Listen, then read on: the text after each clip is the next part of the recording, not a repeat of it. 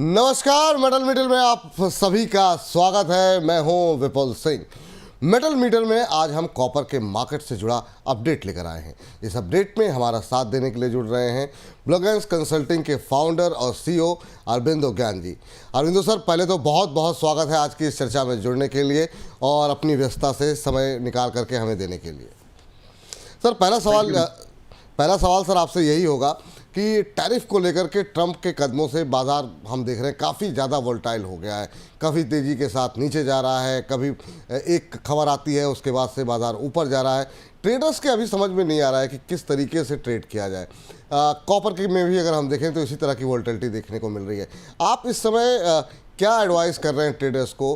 क्या इस समय जो है ट्रेड से दूर रहना चाहिए?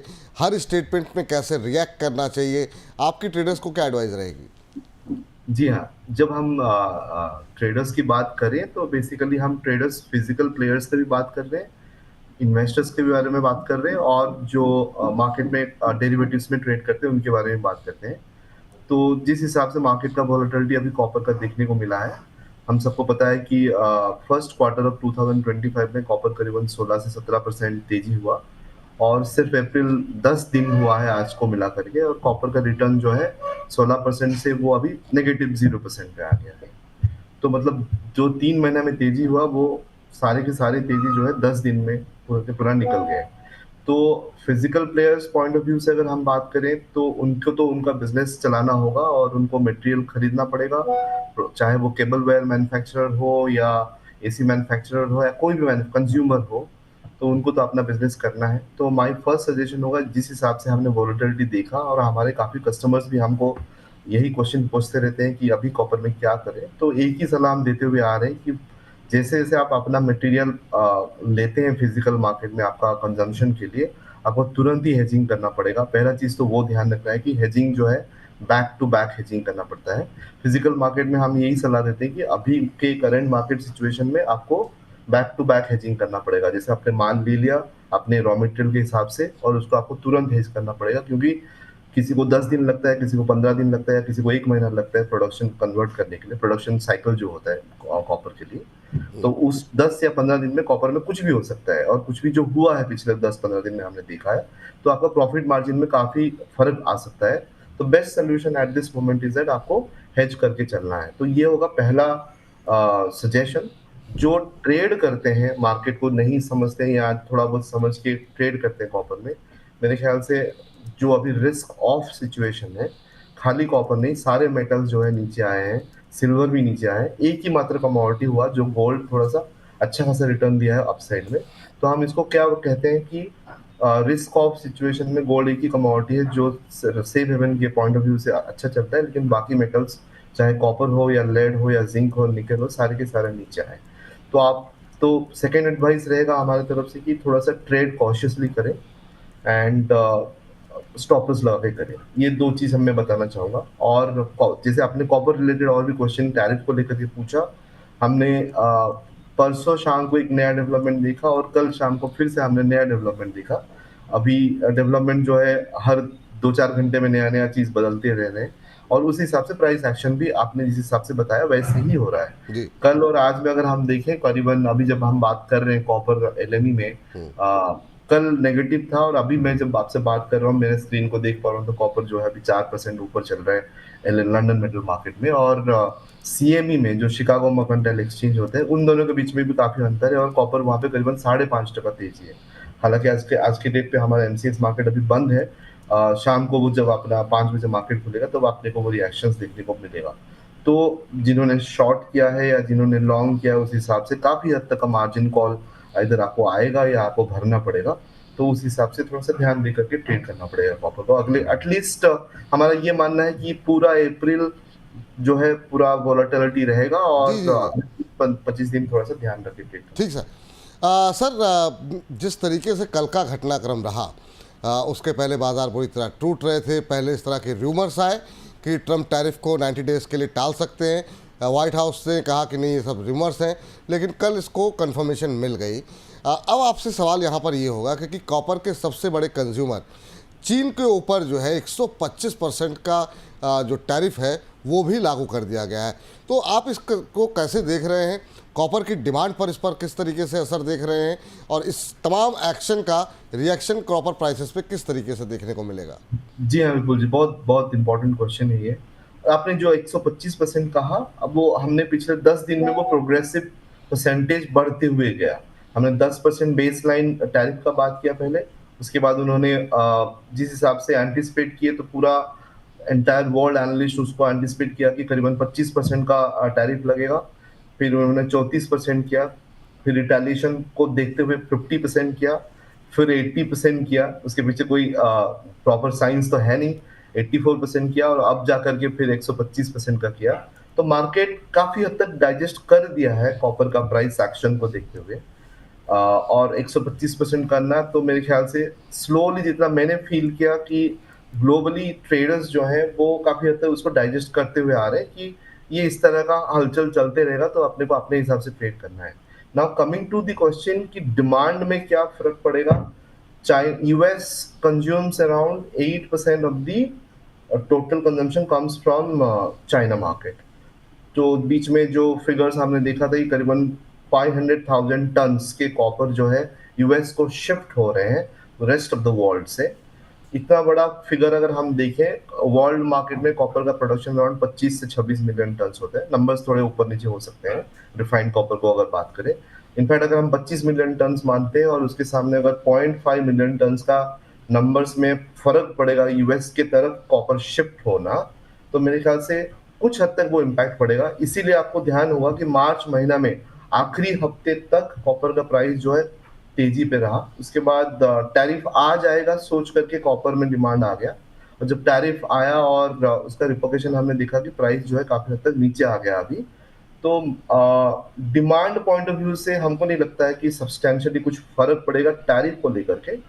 डेफिनेटली ये पॉइंट जरूर है कि जब हम चाइना के ऊपर इतना बड़ा टैरिफ का बात करते हैं, तो global economy slow down, consumption number कम हो जाना, इस तरह का रिपोर्ट्स काफी आ रहे हैं। आप सब देखे होंगे, बहुत सारे बड़े बड़े इंटरनेशनल बैंक्स जो है रिपोर्ट्स दे रहे कि इकोनॉमिक ग्रोथ कम हो जी। जाएंगे, 0.5% कम हो जाएगा। बट दूसरी तरफ से आप देखो, कॉपर का जो सप्लाई पॉइंट ऑफ व्यू से आपके जो रॉ मटेरियल कॉपर कॉन्सेंट्रेट कहते हैं, जो जनरली आपको वर्ल्ड में सबसे ज्यादा अवेलेबल होता है South America, Chile and Peru से, वहां से रॉ मटेरियल सप्लाई थोड़े से टाइट हुए हैं। उसको हम कैसे ट्रैक करते हैं? जब स्मेल्टर खरीदते हैं आपका रॉ मटेरियल, तो उनको एक डिस्काउंट मिलते हैं, उसको बोलते हैं ट्रीटमेंट चार्जेस और रिफाइनिंग चार्जेस। आज के डेट में जो $70 हुआ करता था करीबन साल भर पहले, आज के डेट में स्मेल्टर्स को वो डिस्काउंट $20 माइनस चल रहा है। उसका मतलब ये हुआ कि स्मेल्टर को $20 एक्स्ट्रा कॉपर के प्राइस के ऊपर दे करके कॉपर रॉ मटेरियल ला के प्रोडक्शन बनाना होता है। तो इसका मतलब ये समझ में आता है कि सप्लाई टाइट है। तो डिमांड एक तरफा हम अगर बात करें कि अभी जो हलचल चल रहा है, थोड़ा सा लगेगा कि ग्लोबल स्लो डाउन हो जाएगा, साइक्लिकल ग्रोथ नहीं आएगा कॉपर में। लेकिन दूसरे साइड से हमको जरूर ध्यान देना पड़ेगा कि supply is also very very tight. तो ब्रॉडली अगर हम देखें, जिस हिसाब से अभी मार्केट में मूवमेंट हुए हैं और price action point of view से अगर बात करें, करीबन हमने $8,100 एलएमई में देखा 3 मंथ फॉरवर्ड, और वहां से आज आज अगर हम जब बात करें कॉपर का प्राइस $9,000 चल रहा है। तो हमको ये लगता है कि 8,500 8,600 के आसपास थोड़ा बहुत स्टेबलाइज हो जाएगा। लेकिन ये जरूर कहेंगे कि अब वॉलेटिलिटी जो है वो रूल्ड आउट नहीं होगा अगले 15-20 दिन, क्योंकि इस तरह का रिटेलिएशन टैरिफ रिलेटेड न्यूज जो है आते रहेंगे, तो उससे वॉलेटिलिटी जरूर रहेगा। तो डिमांड पॉइंट ऑफ व्यू से ज्यादा अंतर नहीं होना चाहिए, सप्लाई फैक्टर को हमको ज्यादा ध्यान देना होगा। और कुल मिला के अगर ग्रोथ रेट स्टेडी हो जाता है अगले एक क्वार्टर में, तो मेरे ख्याल से कॉपर का ट्रेंड जो है फिर अगेन स्टेडी होकर के अपसाइड साइड पे जा सकता है। मेरा अगला सवाल भी वही था सर, कि कब ये मान के चलें कि अब तेज़ी आएगी, क्योंकि करंट सिनेरियो में बहुत सारी चीज़ें हो रही हैं। ख़ास तौर से हम देखें अगर चाइना को लेकर के काफ़ी सारे कंसर्न दिखाई दे रहे हैं, तो अभी कितना समय लग सकता है सर कि जब हम मान के चलें कि कॉपर की प्राइसेस जो है वो स्टेबल भी रहेंगी, थोड़ा ऊपर की तरफ जाती हुई दिखाई देंगी? क्या टिप्पणी रहेगी आपकी? मतलब आई थिंक आप ये मान के चलो, सेकेंड क्वार्टर जो अभी स्टार्ट हुआ है अप्रैल से लेकर के, अप्रैल मई जून एक फिगर पीरियड रहेगा जहां पे हम टाइटनेस ऑफ सप्लाई का भी बात करेंगे, डिमांड खराब होने का उम्मीद करेंगे जो होल वर्ल्ड अभी बात कर रहे हैं। तो इससे ये समझ में आता है कि जो कॉपर अभी $9,000 है वो हो सकता है कि रेंज बाउंड हो जाए, लेकिन रेंज बाउंड भी इतना वोलेटाइल होगा कि थोड़ा सा समझना मुश्किल हो जाएगा। तो आप ये मान के चलिए 8,000 से लेकर के 9,500, एक $1,500 ऑन अ कमोडिटी ऑफ $9,000, मतलब हम ऑलरेडी 14-15% का ऊपर नीचे का बात कर रहे हैं। तो ये तो डेफिनेटली हमको लगता है कि प्राइस जो है वोलेटाइल रहेगा, 10 to 15% का आइदर साइड मूवमेंट जरूर होगा। तो ये मान के चलिए ये क्वार्टर में इस तरह का मूवमेंट रहेगा, और आगे जाकर के अगर हम कभी बोलेंगे कॉपर की अब $15,000 हो जाएगा या $6,000 होगा, वैसा भी मानना गलत हो जाएगा, क्योंकि एक इक्विलिब्रियम होता है कमोडिटी का। लॉन्ग टर्म में साइक्लिकल डिमांड है, यू नो पीवी इंडस्ट्री का डिमांड है, सोलर पावर इंडस्ट्री का डिमांड है, या ग्रीन एनर्जी डिमांड है। तो उसको देखते हुए कॉपर का कंजम्पशन आगे जाकर के काफी बढ़ेगा। लेकिन हम ये नहीं बोल सकते कि अगले 3-4 महीना में $12,000 हो जाएगा, इस तरह का बोलना भी गलत हो जाएगा। तो एक दायरे में रहेगा, और दायरे में सीमित होकर रहना भी एक अच्छा चीज होता है, क्योंकि ट्रेडर्स हो या फिजिकल प्लेयर्स हो या मैन्युफैक्चरर्स हो, कंज्यूमर्स हो, सबके लिए एक ट्रेंड मेंटेन होना चाहिए कॉपर प्राइस को लेकर के अगर हम बात कर रहे हैं। तो हम ये मान के चल रहे कि 8,000 नीचे की तरफ देखते हैं, और ऊपर 9,500-10,000 की तरफ ऊपर की तरफ देखेंगे। 15-16% का अपसाइड एंड डाउनसाइड मानना एक कमोडिटी के लिए अगले 3-4-6 महीना में एक बेहतरीन रेंज होता है। उसके ऊपर जाने के लिए डेफिनेटली बहुत कुछ बड़ा फिगर आना पड़ेगा, इंटरेस्ट रेट कट हो जाएगा, इन्फ्लेशन कम हो जाएंगे, फिर उसके बाद टाइट सप्लाई में बहुत टाइटनेस आ जाएगा, या चाइना हो या सोलर पावर इंडस्ट्री में बहुत सारे डिमांड आ जाएंगे, तो भी जाकर के अपन पॉजिटिविटी बात कर सकते हैं। अदरवाइज ये एक ब्रॉड रेंज पे ट्रेड होना एक्सपेक्टेशन है हमारा। और लेकिन एक चीज जरूर कहूंगा कि ये वॉलेटिलिटी जो है आगे जाकर के 15-20 दिन, एक महीने में स्लो हो जाएगा, जो जी। सबके लिए अच्छा होगा। अभी सर चाइना और वियतनाम जो कि बड़े मार्केट हैं, वहाँ पे किस तरह की अंदर की स्थिति आप कैसे देख रहे हैं, और कौन से वो बड़े फैक्टर्स होंगे जो कॉपर की कॉपर की कीमतों को जो है प्रभावित कर सकते हैं? ये जो दो कंट्रीज हम बात किए, अगर कॉपर कंजम्पशन का बात करेंगे तो बहुत सारे इंडस्ट्रीज में कॉपर कंज्यूम होते हैं। हमने देखा है मैन्युफैक्चरिंग सेक्टर्स में, हमने देखा है प्रोडक्शन सेक्टर में, काफी सारे में। एक एंगल पे जो अभी हम डेटा सेंटर का बात करते हैं या हम सेमीकंडक्टर इंडस्ट्री का बात करते हैं, तो वियतनाम एक कंट्री है जहाँ पे काफी हद तक वर्ल्ड वाइड में प्रोडक्शन वहाँ पे भी होता है। तो मेरे ख्याल से डेटा सेंटर डिमांड एक कॉपर के लिए एक बड़ा फैक्टर हो जाएगा। तो एशियन कंट्रीज में चाइना तो definitely as a net consumer भी है, नेट प्रोड्यूसर भी है, और काफी हद तक ग्लोबल ड्राइवर्स हैं इन टर्म्स ऑफ कॉपर का बात करें या कोई और भी कमोडिटी का बात करें। लेकिन वियतनाम या बाकी जो एशियन कंट्रीज है वो डेटा सेंटर को लेकर के डिमांड जो है आगे बढ़ते जाएगा। तो एशियन साइड पे अपने को थोड़ा सा ज्यादा ध्यान रखना पड़ेगा, क्योंकि अभी अगर एशियन कंट्रीज का अगर हम बात करें तो थोड़ा सा मैन्युफैक्चरिंग हब में ज्यादा इंपॉर्टेंट रोल निभाएंगे, तो वो भी हमको देखना पड़ेगा। और besides that India will also play a very big role in terms of copper green energy demand के बारे में अगर बात करें लॉन्ग टर्म में। जी। अगला सर सबसे महत्वपूर्ण सवाल ये है, चाइना की जो स्क्रैप पॉलिसी है कॉपर को लेकर के, वो कितनी क्रिटिकल है, वो कितनी इम्पॉर्टेंट है, और हाल में अभी जो हम टैरिफ हाइक की बात कर रहे हैं, आज जो है लगातार इस चर्चा का हिस्सा बना हुआ है, वो किस तरीके से आपको लगता है कि इसको इम्पैक्ट करता हुआ दिखाई देगा आगे के आने वाले समय को? देखिए, स्क्रैप को लेकर के बहुत सारे फैक्ट्स रहते हैं। इसको हमको ये इस तरह से समझना होगा कि अगर चाइना में काफी सारे कॉपर स्मेल्टर्स हैं, जैसे इंडिया में है अदानी का हो गया, या हिंडाल्को का हो गया, या वेदांता स्टरलाइट का हो गया, जो भी एग्जाम्पल अगर हम चाइना का बात करेंगे तो काफी सारे स्मेल्टर्स ऑलरेडी हैं और नए स्मेल्टर्स भी आ रहे हैं। तो उनको अपना कॉपर प्रोडक्शन करने के लिए उनको रॉ मटेरियल की जरूरत होती है। तो रॉ मटेरियल जो हम क्या कहते हैं, कॉपर ओर कह लेते हैं या कॉपर कॉन्सेंट्रेट कहते हैं। तो चाइना में जितना सप्लाई रॉ मटेरियल का होता है, उनको भी काफी हद तक बाकी कंट्रीज में, जैसे मान लीजिए ऑस्ट्रेलिया हो गया, या साउथ अमेरिका हो गया, या अफ्रीकन कंट्रीज है, वहां से माइन से रॉ मटेरियल लेना होगा। जैसे हमने अभी बात किया थोड़ा देर पहले कि साउथ अमेरिका में सप्लाई को लेकर के रॉ मटेरियल का काफी टाइटनेस चल रहा है। जी। तो उनको अपना भरपाई करने के लिए क्या कर सकते हैं एज अ कंट्री, आपके यहाँ पे जितना स्क्रैप्स हैं उतने स्क्रैप्स को पहले कंज्यूम करो, सो दैट कुछ हद तक आपका सप्लाई का रिक्वायरमेंट जो है फुलफिल हो जाएगा। तो एग्जैक्ट नंबर अभी मैं बताऊं, अगर कॉपर स्क्रैप को लेकर के करीबन 4 लाख टन का अवेलेबिलिटी हो सकता है चाइना मार्केट में स्क्रैप का। नंबर्स में थोड़ा बहुत ऊपर नीचे हो सकते हैं, 4 या 5 लाख टन। बट 4 या 5 लाख टन का नंबर अगर स्क्रैप के पॉइंट ऑफ व्यू से बात करें, अगर उसको raw material point of view से बात करें, तो काफी हद तक वो सफिशिएंट नहीं है। तो इसका मतलब ये हुआ कि उनको बाकी नेशंस पे, स्पेशली साउथ अमेरिका के सप्लाई को ज्यादा डिपेंडेंट होना पड़ेगा। और उसको लेते हुए जिस हिसाब से अभी हम टाइटनेस देखे हैं, तो चाइना डिमांड स्मेल्टिंग का रहने के साथ साथ अपने खुद के स्क्रैप को कंज्यूम करने के साथ साथ उनको ग्लोबली कहीं ना कहीं ओर का या कॉन्सेंट्रेट का सप्लाई जरूरत पड़ेगा। और ये जैसे हमने बात किया कि सप्लाई अभी टाइटनेस है, उसको ध्यान देखते हुए चाइना मार्केट में ये टाइटनेस आगे जाकर के बढ़ते रहेगा, क्योंकि उनका डिमांड भी रहेगा और लॉन्ग टर्म का बात कर रहे हैं, उनका डिमांड भी रहेगा और टाइटनेस रहेगा। और scrap policy point of view से अगर बात करें, जितना स्क्रैप अवेलेबल होगा वो सफिशिएंट नहीं होगा। जी तो सर, अभी की जो वोलेटिलिटी है उसको अगर ध्यान में रखते हुए अगर मीडियम टर्म आउटलुक की बात करें कॉपर प्राइसेस को लेकर के, तो आप क्या टारगेट देख रहे हैं? दूसरा, अगले आने वाले समय में वो कौन सी थीम होगी, वो कौन सी बातें होंगी जो कि कॉपर प्राइसेस को जो है काफ़ी हद तक ड्राइव करती हुई दिखाई दे सकती है? एक बड़ा इंपॉर्टेंट चीज मैं बोलूंगा, that is green energy demand. वो एक फैक्टर है।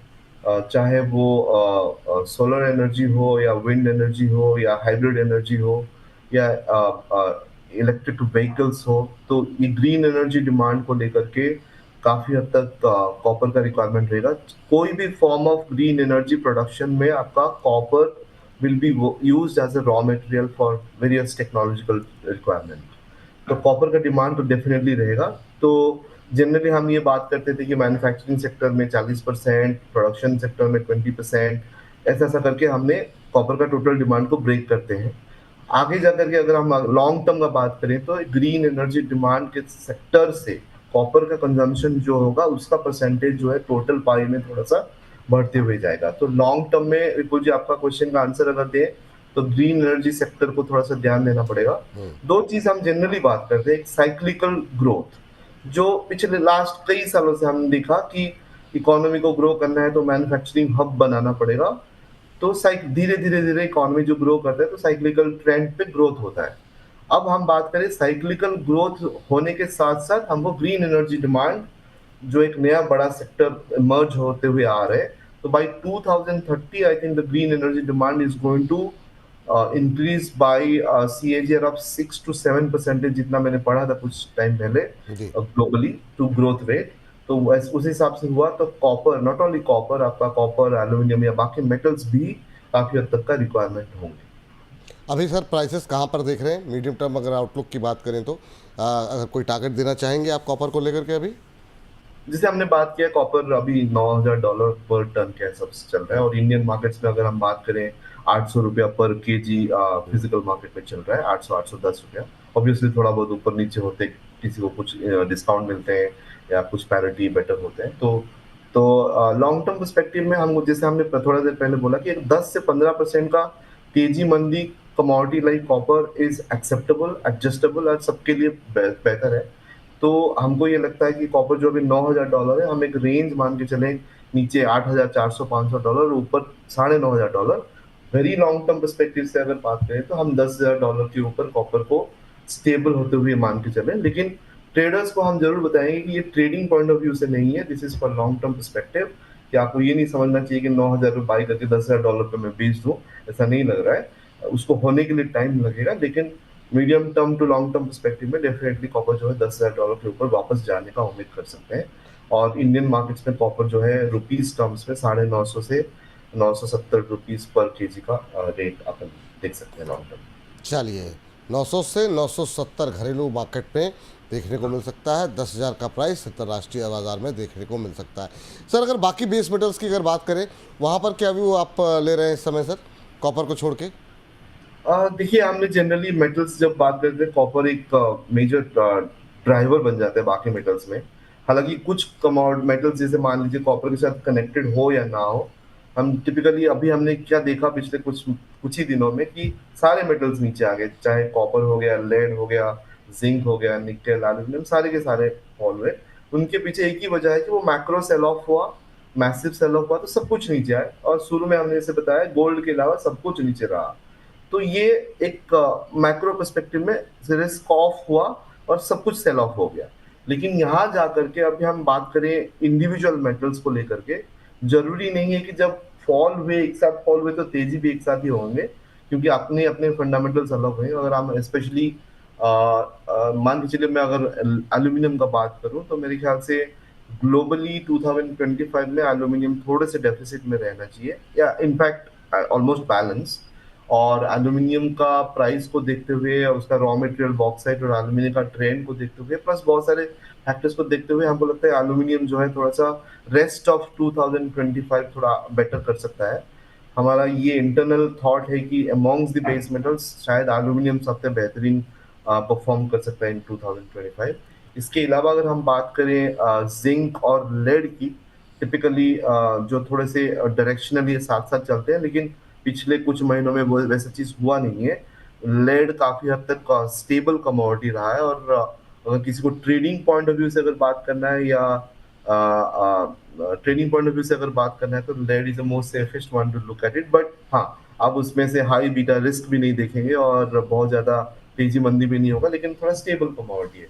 नाउ अगर if I talk about zinc for an instance, मेरे ख्याल से काफी हद तक प्राइस फॉल हुए हैं, और $2500 भी हमने देखा है LME में, और अभी $2660 हो गया। 2 ही दिन में काफी रिकवरी हो गया।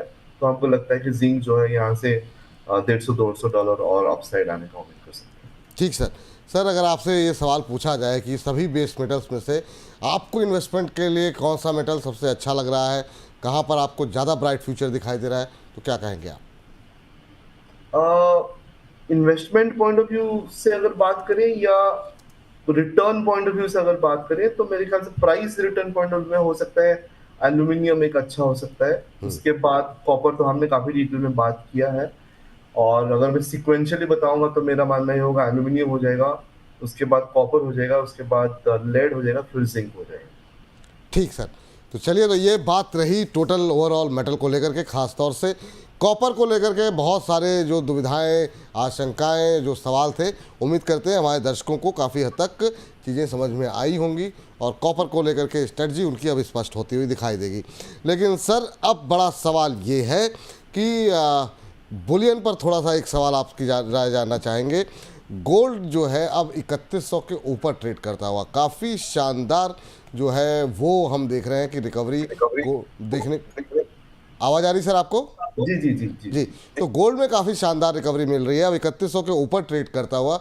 यहाँ पे क्या और ज़्यादा अपसाइड आप देख रहे हैं? काफ़ी ज़्यादा वोलेटाइल रहा है गोल्ड भी, बीच में गिरावट रही, फिर रिकवरी आई, और कल 90 डेज़ के पॉज के बाद तो हम देख रहे हैं काफ़ी शानदार तेज़ी देखने को मिली है। ऐसी तेज़ी मुझे याद नहीं लास्ट टाइम कब देखने को मिली थी। मतलब करीबन हमने हिस्टोरिकल हाई कुछ 2 ही 3 दिन 5-7 दिन पहले देखा, और वहां से करेक्शन आया, और मार्केट अभी ऑलमोस्ट हिस्टोरिकल हाई के आसपास आ गया।